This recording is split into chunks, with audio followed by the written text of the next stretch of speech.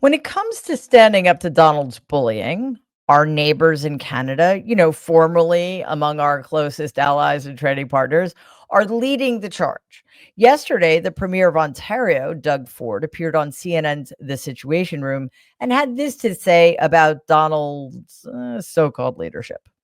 He's probably the most disliked politician in the world in Canada because he's attacked his closest family member, and that's the way we look upon it. And when I talk to the governors and senators and Congress people, even Republicans totally disagree, but they're too scared to come out and say anything because the president will go after them. Thank you, Mr. Ford. But with all due respect, I would suggest that Donald is the most disliked person on the planet in all of human history. Canada has, as I mentioned, been one of our closest allies, and that's been the case for over a century. And for reasons that I continue to find unfathomable, unless he had a terrible experience with maple syrup once or something, he picks a fight with them for absolutely no reason. Is it because he's just really insecure? Or, I mean, maybe this might actually make sense. He just hates nice people. Canadian Prime Minister Mark Carney, who ran specifically and won on the platform of standing up to Donald Trump, has been filling the leadership vacuum left by the United States' severe drop in stature globally. Today, Bloomberg reported that, quote, Canada is working to reset its ties with Mexico as Donald Trump threatens his neighbors with punishing U.S. tariffs ahead of a planned review of the North American Free Trade Pact, unquote.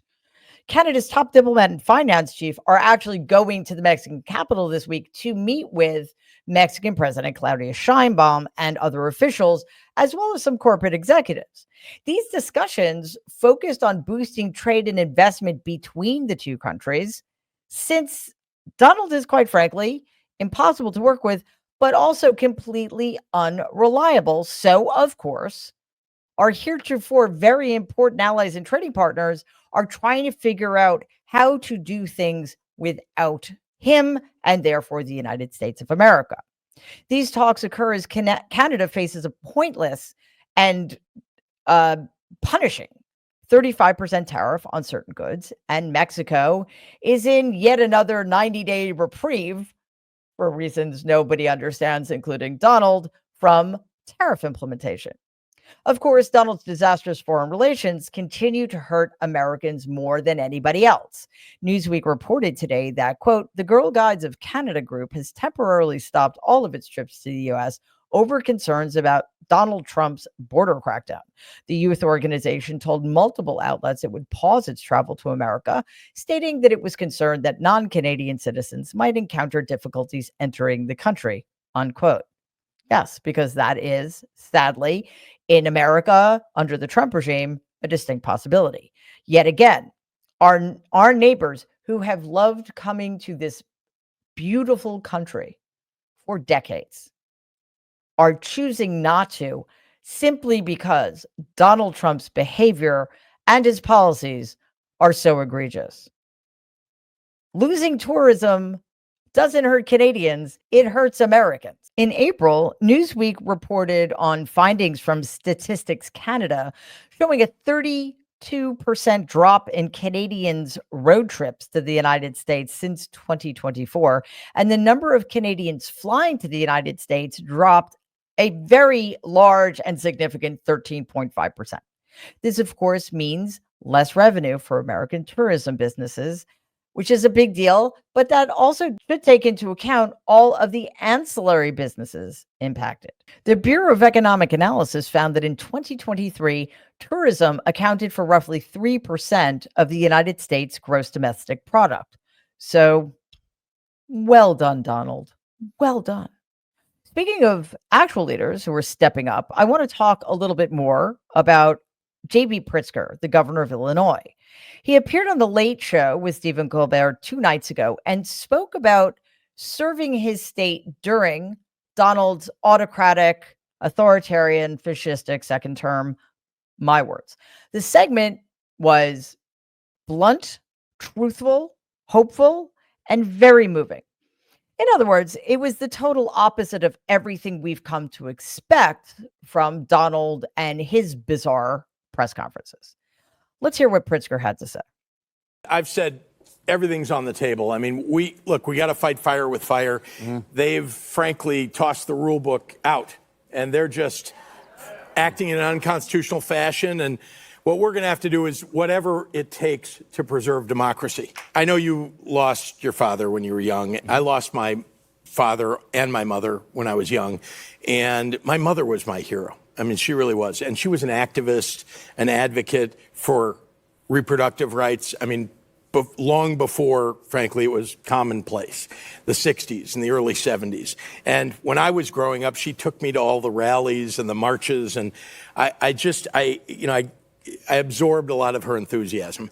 And so I have to say that I think you know this, that when you lose a parent when you're young, during your lifetime, you're hoping to in some way honor them, and in fact, to fulfill something that they may have wanted to do during their lifetimes. And so standing up for people's rights and making sure that we're making life more affordable, raising the minimum wage, protecting people from the onslaught of somebody like Donald Trump, that's something my mother would be out doing right now.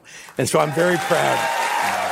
I too lost my father at a young age. I was 16, he was 42, and my father just so happens to have been Donald's older brother. So this is, and always has been, quite personal to me. And one of the reasons I took the 2016 election so hard was because, just like in my family, it was the worst person who always seemed to succeed, who always seemed to get everything breaking his way. My father was an infinitely superior person to Donald Trump. I don't, quite frankly, know, of course, how my father would be reacting to all of this, because, he'd be about 86 years old now, and he died a very, very long time ago, back in 1981. But I do know that during his lifetime, my father knew better than anybody on the planet what an awful person his younger brother was.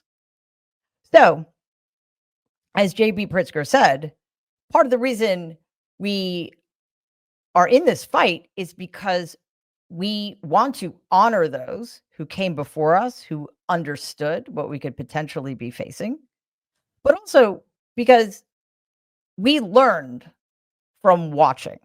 We learned by seeing what can happen when the wrong people get power, simply because, for whatever reasons, they're of use to others. J.B. Pritzker has been for a long time now a model of what Democrats need to be doing.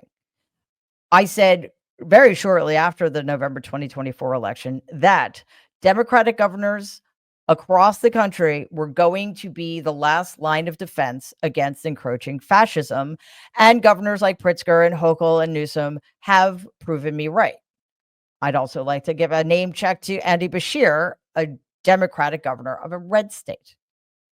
So, once again, and I know I've said this before, but we need to keep repeating this, I hope national Democrats are paying attention. Speaking to reporters yesterday, Pritzker went even further about the Trump regime's threats of FBI intervention in the fact that Illinois is sheltering Texas Democrats from potential prosecution and arrest. So take a look at Pritzker's remarks, which were posted by Capital News, Illinois.